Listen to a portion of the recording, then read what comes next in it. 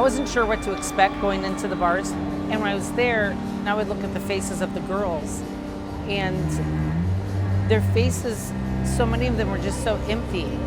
I looked at them with the numbers pinned on them, and I couldn't believe that's all they were identified by, just this number. I mean, they were just these bodies and numbers. You could pick out the girls who seemed new and uncomfortable and trying to shield themselves.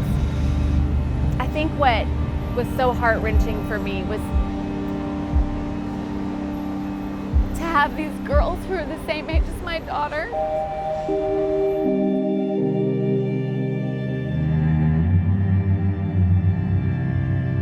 Poverty is where the cycle of cultural slavery begins, because it steals a young girl's choices. It steals her future. And it often leaves her captive to the belief that she can only survive by selling her body. Ann, you want to tell them where we are? Yeah, this is one of the streets that we work with the girls, and we come to the bars.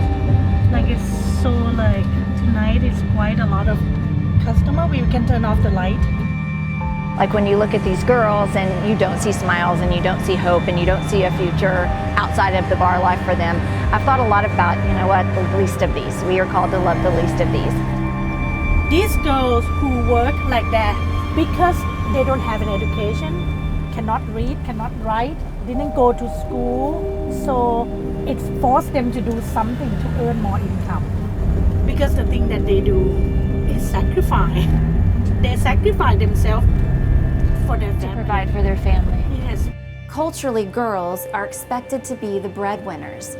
This line of work becomes their only means to make enough money to support their families. And once they're in this lifestyle, there is little way out. Poverty has robbed these girls of choices, but you can give that choice back to them. Only a few years ago, the women working in Bangkok's bars were little girls, just like the ones right here in this preschool. The only difference is these girls have sponsors. And the sex industry devastates boys too. Boys who live under these conditions become numb to the sex industry and are more likely to become pimps, abusers, or victims themselves. But here in this child sponsorship program and in others across India and Thailand, girls have the freedom to choose. They receive a quality education that will allow them to find a good job someday. They receive medical care and healthy food, and they are surrounded by people who encourage them and share the love of Christ. And it's all possible because someone chose to rescue them. And today, you too can rescue a little girl from a life of abuse and disease by becoming her sponsor. For just $35 a month, you will rescue one girl from the sex industry by providing her with schooling, nutritious meals, and other necessities, while also protecting her from a life as a sex worker.